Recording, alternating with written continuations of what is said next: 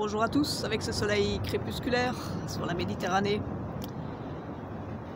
Dans cette vidéo, je vais vous parler de l'argent. Est-ce que l'argent, c'est la solution? Ou est-ce qu'on pourrait remplacer l'argent par autre chose? Alors d'abord, à quoi sert l'argent? Je vais rien vous apprendre, mais quand même, réfléchissons-y 2 minutes. L'argent, c'est la première raison de l'argent, c'était parce qu'avant on faisait des échanges, du troc. Et comme c'était compliqué, eh bien, on a mis l'argent comme troisième chose dans la boucle. C'est que si je te donne du café et que tu as des oranges, mais que je veux des carottes, ben, tu me donnes de l'argent pour que je puisse acheter des carottes et que toi tu vas vendre tes oranges à la personne qui vend des carottes. Et comme ça je pourrais acheter du café ailleurs aussi. Voilà.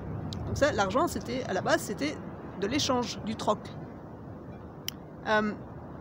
L'argent, c'est un accès à des besoins de survie. C'est si j'ai de l'argent, je peux survivre. Justement pour ça, parce que si j'ai rien à troquer, au moins, enfin, je peux acheter quelque chose. C'est l'accès aussi aux besoins d'épanouissement. Au-delà de la survie, il y a aussi la vie morale, la vie existentielle, la vie psychologique, la vie spirituelle. Donc cet argent aussi permet d'accéder à la culture, à plein de choses, un voyage, à acheter un bateau pour aller faire un tour en mer, etc. Mais le problème, c'est que l'argent, il a complètement détruit les mentalités. Soit on n'a pas assez d'argent, on est malheureux, ou on croit qu'on n'a pas assez d'argent, et on est toujours en train de tirer la langue, au moins psychologiquement. Soit on a trop d'argent et puis on fait n'importe quoi avec et puis on n'a pas de respect. Soit on abuse d'argent en allant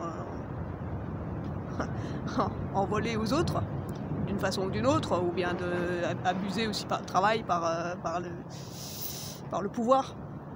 Ça crée des malaises.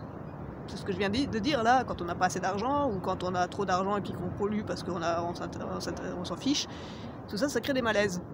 Et puis, ça crée aussi un égocentrisme et un narcissisme de plus en plus exacerbé. Alors pourquoi pas remplacer cet argent par quelque chose qui serait plus altruiste et collectiviste, et non égocentrique et narcissique. Et voilà, qui résoudrait les problèmes de perversion et de frustration. Parce que quand on achète du café, on a l'impression que c'est normal, on va au supermarché du coin et puis on achète du café avec son argent et puis voilà, et puis s'il n'y a pas de café, on n'est pas content.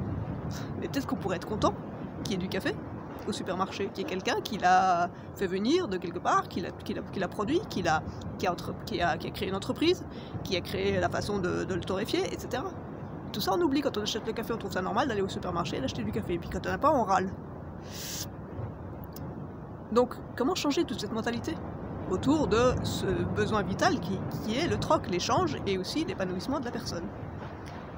Alors moi, je propose de remplacer l'argent par des points de gratitude, des points de bonheur, des points d'altruisme. Il y a certaines sociétés, comme le Danemark par exemple, ou bien à Singapour, où plutôt que de calculer le produit international brut ou je sais pas quoi, la PIB, eh bien, ils calculent le taux de valeur, le taux d'épanouissement de l'individu en général dans cette société-là. Donc pourquoi pas remplacer l'argent, qui est de toute façon devenu complètement virtuel, par des points de gratitude, de bonheur, de remerciement, de plénitude, d'altruisme. Parce que si moi je te donne quelque chose, tu peux me donner des points de gratitude, tu peux me donner des points de remerciement. Et moi je reçois ça comme des points d'altruisme. C'est quand même vachement mieux, non?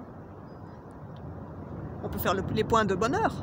Parce que tout ce que je vais acheter pour mon épanouissement, eh bien c'est des points de bonheur. C'est la personne qui va me donner ces possibilités d'épanouissement, ce seront des points de bonheur. Et quand on contribue à l'épanouissement de ces gens, que ce soit matériel ou spirituel, on peut imaginer donc des points de remerciement, de gratitude, de plénitude, et de plus grand que soi, d'altruisme, de collectivisme. De collectivisme, pas au sens socialiste. Hein.